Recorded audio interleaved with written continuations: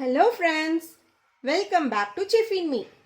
இன்னைக்கு வீடியோல நம்ம பார்க்க போறது ஒரு ரொம்ப ஈஸியான டேஸ்டியான ஹோட்டல் ஸ்டைல் டிஃபன் சாம்பார். இது வந்து மஞ்சள் பூசணிக்காய் சீசன் இப்ப.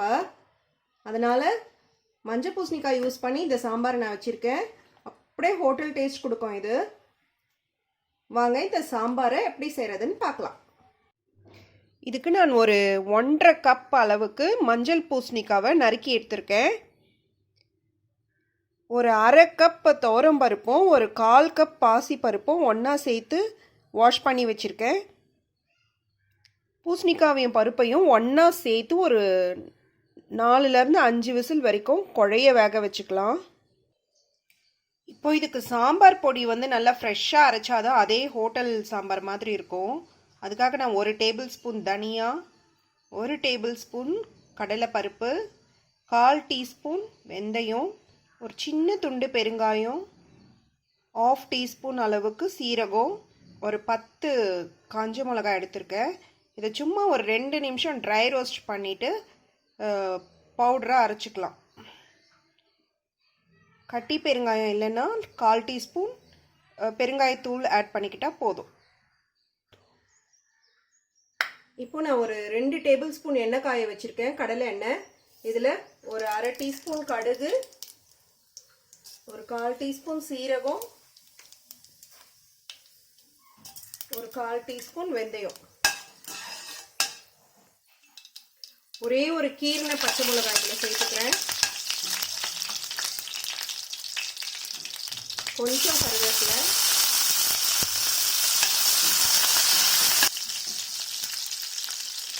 ஒரு பெரிய வெங்காயத்தை ஸ்லைஸ் பண்ணி வச்சுருக்கேன், அதையும் இதில் சேர்த்துக்கலாம்.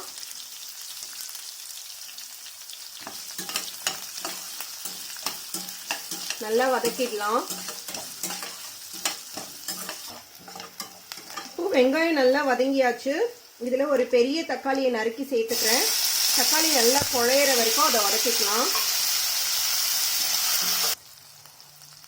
இப்போ தக்காளி நல்லா குழஞ்சிருச்சு. இதில் நான் ஒரு 1.5 கப் அளவுக்கு புளி தண்ணி சேர்த்துக்கிறேன். ஒரு லெமன் சைஸ் புளியில் கரைச்சி வச்சுருக்கேன், இந்த தண்ணி சேர்த்துக்கிறேன். இதில் மஞ்சத்தூளும் தேவையான அளவு உப்பும் சேர்த்து இந்த பச்சை வாசனை போகிற வரைக்கும் கொதிக்க விடலாம். இப்போ நம்ம வறுத்து வச்ச இந்த இன்க்ரீடியன்ஸை கொஞ்சமாக தண்ணி ஆட் பண்ணி ஒரு பேஸ்ட் மாதிரி அரைச்சிக்கலாம். நீங்கள் பவுடர் மாதிரி அரைச்சிட்டு அதுக்கப்புறம் தண்ணி மிக்ஸ் பண்ணாலும் சரி, இல்லை முதல்ல அரைக்கும் போதே தண்ணி ஆட் பண்ணாலும் சரி. இதை நம்ம பேஸ்ட்டாக தான் போட போகிறோம் அதில்.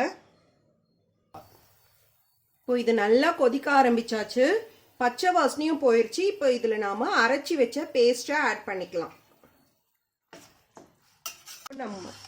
நம்மளோட பருப்பும் மஞ்சள் பூசணிக்காவும் நல்லா வெந்திருக்கு. இதை இன்னும் கொஞ்சம் நம்ம மேஷ் பண்ணிக்கலாம். இதில் மஞ்சள் பூசணிக்காய் எதுக்கு போடுவாங்க அப்படின்னா நல்ல திக்னஸ் கொடுக்கும், ப்ளஸ் ஒரு கொஞ்சம் லைட்டாக அசட்டு தித்திப்பு டேஸ்ட்டும் கொடுக்கும். அதனால தான் இதை வந்து ஆட் பண்ணுவாங்க. சாம்பார் நல்லா திக்காக இருக்கும் கொஞ்சம் பருப்பு போட்டாலே.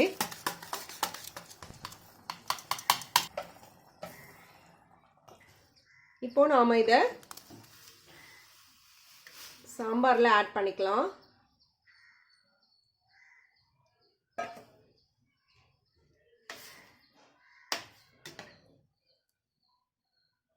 நல்லா கலந்து விட்டுக்கலாம். பாருங்க, அப்படியே ஹோட்டல் சாம்பாரோட டெக்ஸ்டர் வந்துருச்சு. இப்போ நான் இதில் ஒரு சின்ன துண்டு வெல்லம் ஆட் பண்ணிக்கிறேன்.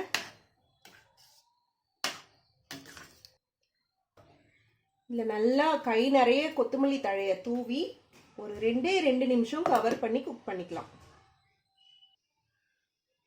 சாம்பார் நல்லா கொதி வந்துட்டுருக்கு. இப்போ இதை ஸ்விட்ச் ஆஃப் பண்ணிடலாம். இப்போ நம்மளோட hotel style tiffin sambar ghee ரோஸ்டோட ரெடியாக இருக்குது. ரொம்ப ஈஸி இதை செய்கிறது, அப்படியே ஹோட்டல் டேஸ்ட் வரும். கண்டிப்பாக இதை ட்ரை பண்ணி பாருங்கள் ஃப்ரெண்ட்ஸ். பிடிச்சிருந்தா ஷேர் பண்ணுங்கள், டிஃபின் மீக்கு சப்ஸ்கிரைப் பண்ணுங்கள். தேங்க்யூ ஃபார் வாட்சிங்.